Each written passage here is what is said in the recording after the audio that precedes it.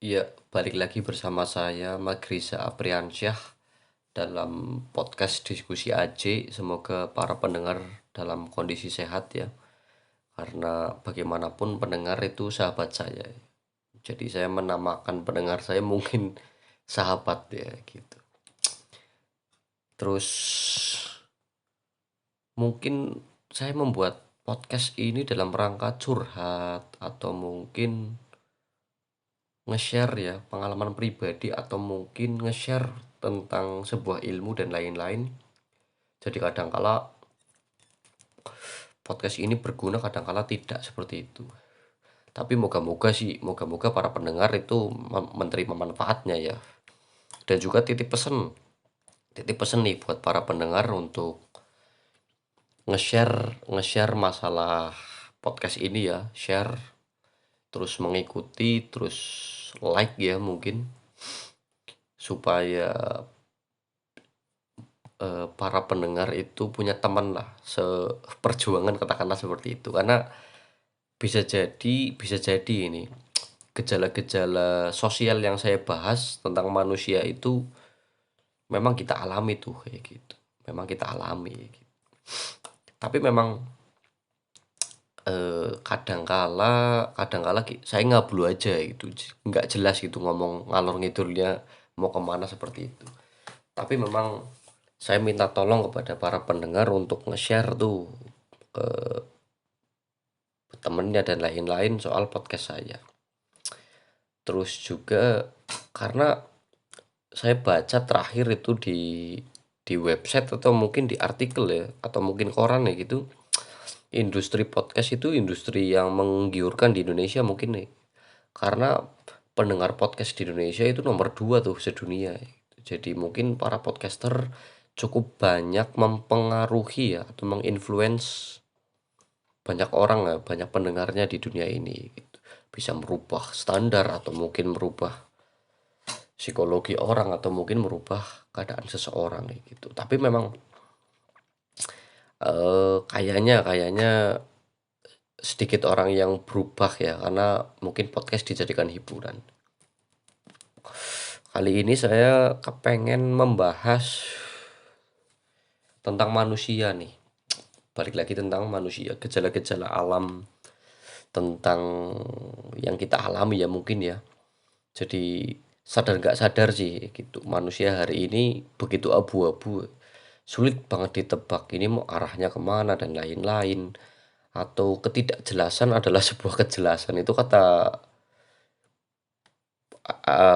buku ya, saya pernah baca buku itu ketidakjelasan adalah sebuah kejelasan, seperti itu. Jadi saya mengambil sebuah tema itu tentang manusia itu abu-abu, bukan abu-abu secara harafiah ya. Kalau secara harafiah itu hari ini banyak sekali tuh manusia silver ya, bukan manusia abu-abu. Tapi kita lupakan ya buat prolog aja supaya ndak kaget pendengarnya.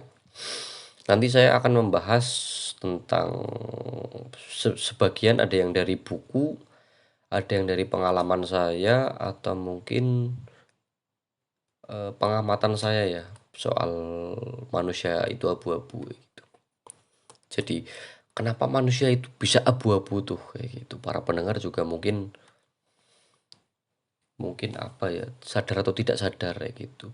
Bahwa manusia abu-abu itu segala tindakan, perilaku, perkataan atau perbuatannya bisa jadi dalam posisi sadar atau bawah sadar. Nah, ini nih yang kurang apa ya? Kurang disadari oleh banyak orang kayak gitu. Tidak disadari ya. Jadi sebuah tindakan manusia itu abu-abu karena posisinya adalah bisa dilakukan dalam sadar dan bawah sadar. Bahwa di saat melakukan di dalam kondisi sadar itu tubuh tubuh itu tahu, otak itu tahu dan hati itu tahu bahwa tindakan kita, perbuatan kita itu dilakukan karena atas mau kita gitu. Yang keduanya, tindakan manusia itu abu-abu ya, lah ini muncul ke abu-abuannya itu mulai dari sini tuh. manusia itu abu-abu, bisa jadi segala tindakan, perbuatan, perkataan itu dilakukan dalam posisi bawah sadar. Nah, kadangkala posisi bawah sadar ini tidak diketahui ya oleh diri sendiri. Bahkan ketika diri ini ditanyain, kadangkala kan ada pertanyaan tuh, "Loh kamu melakukan hal ini dalam posisi sadar nggak sih?" Ya gitu ya. Bukan permasalahan minuman kayak gitu. Ya bukan permasalahan minuman saja ya gitu. Bisa jadi segala tindakan, perkataan, atau perbuatan itu dilakukan di bawah sadar atas minuman juga atau zat ya. Mungkin minuman pertama, minuman beralkohol ya. Yang keduanya zat adiktif mungkin seperti narkotika. Nah, ada juga bahwa bawah sadar ini juga dilandasi oleh dorongan. Dorongan atas nafsu, dorongan atas motivasi, dorongan atas kemauan orang lain, dan lain-lain tuh. Nah, seperti itu tuh, sadar dan bawah sadar. Dan lucunya lagi, bahkan tindakan bawah sadar itu ketika manusia itu abu-abu itu juga dipengaruhi oleh pertama nafsu bawaan, di mana orang itu memiliki nafsu bawaan sebagai manusia. Terahnya manusia kan memiliki nafsu tuh. Karena di dalam beberapa literatur agama menceritakan manusia itu diciptakan berbeda dengan makhluk lainnya. Seperti di agama saya itu Islam. Jadi manusia itu diciptakan dalam kondisi nafsu tuh, berbeda dengan malaikat yang tidak memiliki nafsu. Yang keduanya, tindakan bawah sadar juga ini dipengaruhi oleh ego. Nah, ego ini kadang-kala diartikan tentang keras kepala, egois, dan lain-lain. Padahal secara buku ya yang saya baca itu Sigmund Freud, ego itu tentang aku yang mengendalikan, kayak gitu. Nah, kadangkala tindakan bawah sadar itu atas dorongan mungkin tadi zat ya, bisa minuman alkohol atau mungkin segala tindakan atas dorongan tertentu ya, nafsu atau motivasi itu. Nah, ego kita mengatakan aku yang mengendalikan. Otak itu bicara aku yang mengendalikan. Padahal ketika Anda berbicara atas segala tindakan di bawah sadar ya, itu sebenarnya tubuh itu tahu bahwa tubuh Anda itu sedang melakukan alam bawah sadar, seperti itu. Yang selanjutnya itu ada super ego tuh.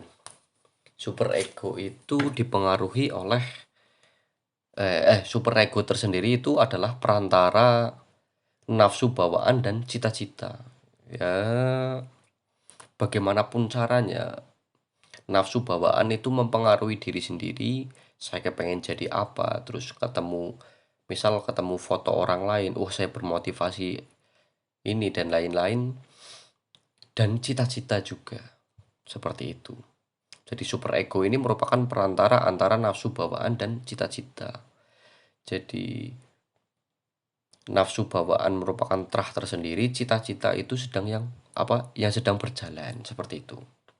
Terus selanjutnya, ketika belajar manusia itu abu-abu, maka kita akan beralih menuju motif atau latar belakang. Manusia itu banyak motif tuh. Segala tindakan, perbuatan, dan perkataannya itu pasti memiliki alasan, pasti memiliki latar belakang seperti itu. Jadi walaupun dalam kondisi sadar atau bawah sadar, tindakan manusia itu memang memiliki alasan tertentu. Banyak alasan lah, tindakan, perkataan, atau perbuatan itu banyak alasan. Tapi juga kalau kita belajar motif itu, kita tahu bahwa manusia itu memiliki blind spot manusia atau titik buta tuh. Bahwa titik buta ini dipahami oleh banyak ilmu ya, bahwa manusia itu abu-abu ketika manusia itu tidak bisa dipahami tuh. Manusia tidak bisa dipahami, blind spot. Jadi manusia itu abu-abu karena manusia itu memiliki blind spot, tidak titik buta di mana manusia tidak bisa dipahami. Ada ndak kelebihan blind spot ini atau titik butanya? Ada. Kelebihannya mungkin kalian yang ingin jadi politisi atau pemimpin, segala gerakan, tindak tanduk Anda itu tidak terbaca oleh orang lain. Nah, ini rata-rata mungkin orang yang strategik atau orang yang condong dengan suka dengan hal-hal berbau strategi itu rata-rata itu blind spotnya itu dipakai. Ada juga kelemahannya tuh, kelemahan. Blind spot ini pasti memiliki kelemahan karena segala hal itu memiliki kelebihan atau kelemahan. Kelemahannya itu antara titik serius atau tidak seriusnya itu tidak bisa terbaca. Jadi lawan bicara itu kadangkala ngeblur aja itu. Dia tidak bisa membedakan ini mana sih titik seriusnya, titik tidak seriusnya gimana seperti itu. Nah, kenapa kita perlu belajar motif tuh, alasan atau latar belakang kayak gitu. Karena motif manusia itu kadangkala berbeda-beda dan kadangkala motif itu dijadikan suatu alasan pembenaran bagi manusia itu tersendiri. Padahal yang saya tadi katakan manusia itu memiliki blind spot, titik buta atau titik tidak bisa dipahami itu. Nah, titik tidak bisa dipahami ini juga dipengaruhi oleh beberapa hal tuh. Nah, tadi saya kan bilang nafsu bawaan ya. Tadi saya bilang mengatakan manusia itu berbeda dengan malaikat, bahwa malaikat itu diciptakan tidak memiliki nafsu, tapi manusia diciptakan lengkap itu dengan nafsunya gitu. Jadi nafsu ini merupakan terah dari Homo sapiens.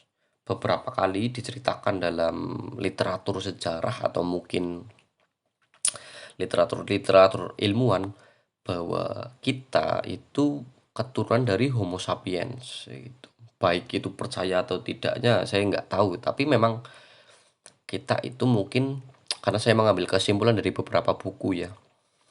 Jadi kita itu keturunan dari Homo sapiens. Homo sapiens adalah makhluk ya, manusia dengan mental yang berkembang dan selalu tidak terikat. Homo sapiens itu mentalnya selalu berkembang dan selalu tidak terikat. Jadi dia kalau melihat apa ya, melihat mungkin tumbuhan ya gitu dia udah bilang kursi tuh kayak gitu. Orang di zaman dulu makhluk di zaman dulu mungkin nggak paham tuh kursi itu apa gitu atau mungkin meja itu apa. Tapi Homo sapiens itu tahu. Terus mental yang berkembang ini selalu membuat Homo sapiens itu tidak terikat. Jadi kenapa literatur Meganthropus, Pithecanthropus itu kalah oleh Homo sapiens ya akibat perang dengan Homo sapiens ya. Karena memang Homo sapiens itu selalu tidak terikat, selalu tidak kepengen terikat. Jadi manusia kenapa itu abu-abu? Karena manusia itu tidak ingin terikat dengan beberapa hal ya. Ya mungkin kalau pernikahan itu karena ada di beberapa kepercayaan jadinya mungkin terikat, tapi terah manusia sebenarnya tidak ingin terikat. Jadi dia tidak selalu apa ya, dia selalu stagnan dengan satu jawaban itu. Terus selanjutnya, apakah manusia itu harus abu-abu atau enggak? Gitu. Bagi saya, karena saya memegang teguh psikologinya realistis ya, bukan bukan melankolis ya. Kalau melankolis kan butuh motivasi dan lain-lain. Selalu menggunakan bawah sadarnya tuh manusia itu abu-abu. Tapi dengan kondisi sadar bisa jadi digunakan kan manusia itu abu-abu. Jadi manusia harus abu-abu atau tidak? Kalau saya harus gitu. Tapi ini kalau berbeda tafsir silahkan gitu para pendengar ketika mendengarkan podcast podcast saya tidak setuju ya tidak jadi masalah. Tapi manusia itu harus abu-abu gitu. Karena manusia harus abu-abu itu wong di dalam buku politik itu dituliskan bahwa manusia itu sejenis zon politikon. Apa zon politikon itu? bahwa manusia adalah orang yang ahli dalam mempengaruhi banyak orang, kayak gitu. Jadi manusia itu harus abu-abu tuh, bisa mempengaruhi banyak orang dan lain-lain. Bahkan ketika orang-orang yang bekerja sebagai marketing atau sales, itu sangat berguna tuh. Manusia itu abu-abu. Tapi dalam rangka menjelaskan produknya itu jangan sampai abu-abu kayak gitu, seperti itu. Terus eh saya kalau ngomong motif itu saya teringat dengan kasus ya, sebuah kasus dengan ibu-ibu yang maling maling kotak susu ya di dalam apa ya, minimarket ya. Saya tidak berani menyebutkan minimarketnya apa. Maling kotak susu kayak gitu. Nah, kadangkala kita pikiran kita itu termanipulasi tuh. Termanipulasi dengan segala hal tindakan karena manusia juga walaupun abu-abu dia punya rasa apa ya, kasihan mungkin. Atau mungkin manusia juga memiliki kelemahan dan kelebihan. Nah, itu yang membuat manusia itu abu-abu juga. Nah, balik lagi dengan kasus ibu-ibu dengan maling kotak susu. Saya pernah menemui kasus itu satu. Nah, eh, banyak orang yang mengatakan bahwa manusia, ibu-ibu itu kasihan tuh. Karena maling kotak susu dengan alasan atau motifnya itu dengan latar belakang ingin ingin apa ya, memberikan susu itu kepada anaknya. Tapi saya tidak sepenuhnya percaya dengan kasus itu karena dari raut wajah atau mimik wajahnya itu sangat tidak bisa dipercaya ya, gitu. Nah, ternyata motif itu juga bisa dimanipulasi tuh. Seperti kasus ibu-ibu yang saya temui, bahwa ibu-ibu itu tadi maling sekitar 3 kotak susu itu dalam rangka mau dijual tuh. Nah, ketika dijual, uangnya itu mau buat judi online, seperti itu. Jadi motif itu dimanipulasi oleh seseorang, contohnya ibu-ibu yang saya tadi temui ya, dimanipulasi dalam rangka mencari kelemahan orang lain supaya orang lain itu iba. Karena sadar atau tidak sadar bahwa manusia itu yang tadi saya cerita bahwa manusia diciptakan dengan nafsu dan nalar. Nafsu itu dalam rangka mungkin ya dengan kasus yang tadi ingin judi online, nalarnya itu tentang zone politikon atau manusia itu mempergunakan titik abu-abunya dan memanipulasi supaya orang merasa iba. Seperti itu. Jadi mungkin blind spot ini juga termasuk dari blind spot.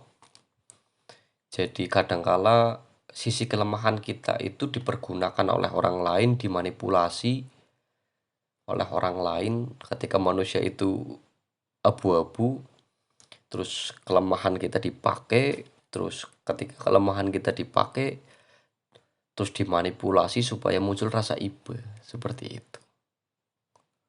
Jadi mungkin taruhlah rasa kelemahan Anda, rasa iba Anda itu di hal-hal tertentu saja ya, mungkin hal-hal yang bisa dipercaya gitu. Tapi memang untuk membaca apa ya, membaca manusia itu dapat dipercaya atau tidak karena sedikit sulit ya gitu. Pertama memang mungkin kita nggak kenal, saya dengan ibu-ibu tadi kan tidak kenal tuh. Atau mungkin bisa jadi yang saya tadi ceritakan gitu, tentang kelemahan blind spot manusia antara titik humoris atau apa titik keseriusan atau titik tidak keseriusan tidak bisa terbaca juga tuh ya gitu. Jadi manusia itu abu-abu kadangkala manipulasi manipulasi akan kasus-kasusnya itu dalam banget. Terus hal ini sebuah kerancuan tuh, kerancuan.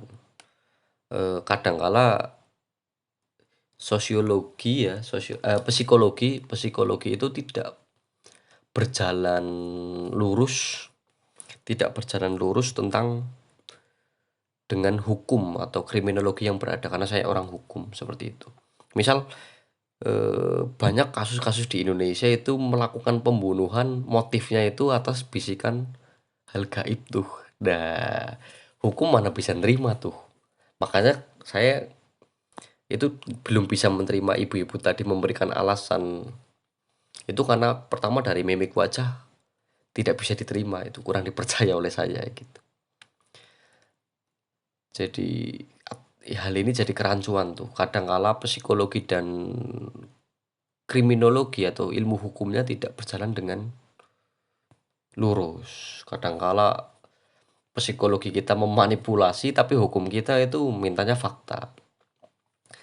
Terus kenapa manusia itu bisa jadi abu-abu tuh?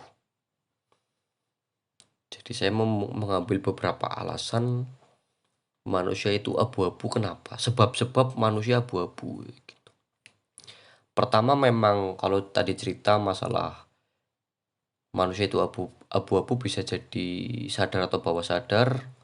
Bawah sadarnya itu tadi dijelaskan atas segala dorongan ya, nafsu, motivasi dan lain-lain. Nah, manusia itu bisa abu-abu karena dua hal. Karena batu loncatan pemikiran psikologinya. Yang kedua karena keterpaksaan atas suatu keadaan. Dua hal, saya menyimpulkan dua hal. Kalau mungkin para pendengar punya pandangan yang berbeda, silahkan di DM saja IG saya atau mungkin di komen. Kalau kayaknya Spotify nggak ada komentar apa ya, saya lupa sedikit.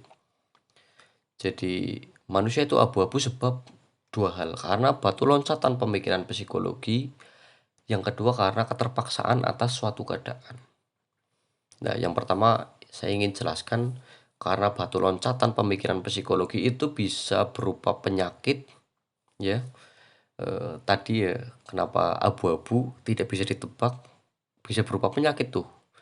Batu loncatan pemikiran psikologi itu juga memiliki penyakit. Misal saya cerita masalah sosiopat atau psikopat, dia sifatnya manipulatif tuh. Dia dapat mempengaruhi orang lain untuk orang lain itu bisa percaya dengan kita. Padahal itu titik abu-abunya tuh. Terus yang keduanya juga masalah IQ atau intelligent quotient. Kadangkala orang yang IQ dan EQ, emotional quotient. Kadangkala dengan orang yang IQ atau EQ-nya rendah itu kadangkala batu loncatan pemikiran psikologinya tidak teratur. Misalnya saya punya pilihan A, besoknya langsung D, ya gitu.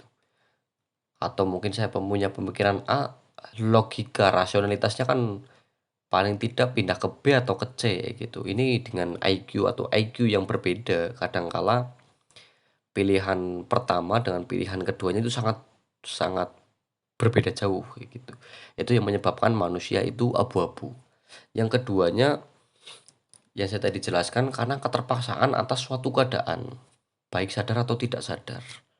Misal misal tadi tuh ibu-ibu. Baik ibu-ibunya mau beralasan bahwa ini untuk menghidupi anaknya atau dengan realita keadaannya yang saya tadi alami itu mengambil kotak susu itu dalam rangka menjual untuk main judi online. Itu memang dalam kondisi suatu keadaan tertentu tuh. Yang memaksa bahwa ibu-ibu itu harus melakukan kegiatan itu. Jadi walaupun sadar atau tidak sadar, motif atau manusia itu abu-abu itu disebabkan oleh keterpaksaan juga tuh.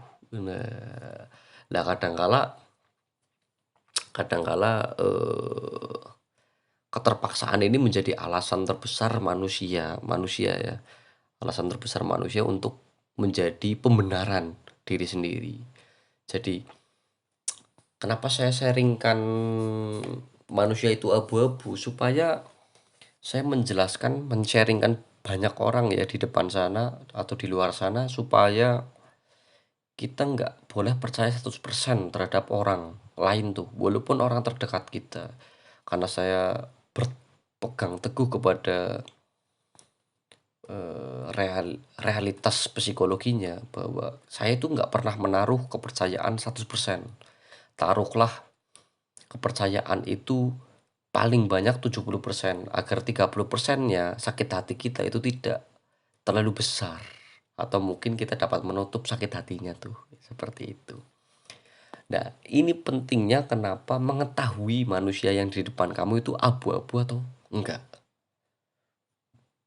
Supaya Anda tahu bahwa Anda itu harus bersikap bagaimana ketika punya teman atau lawan bicara.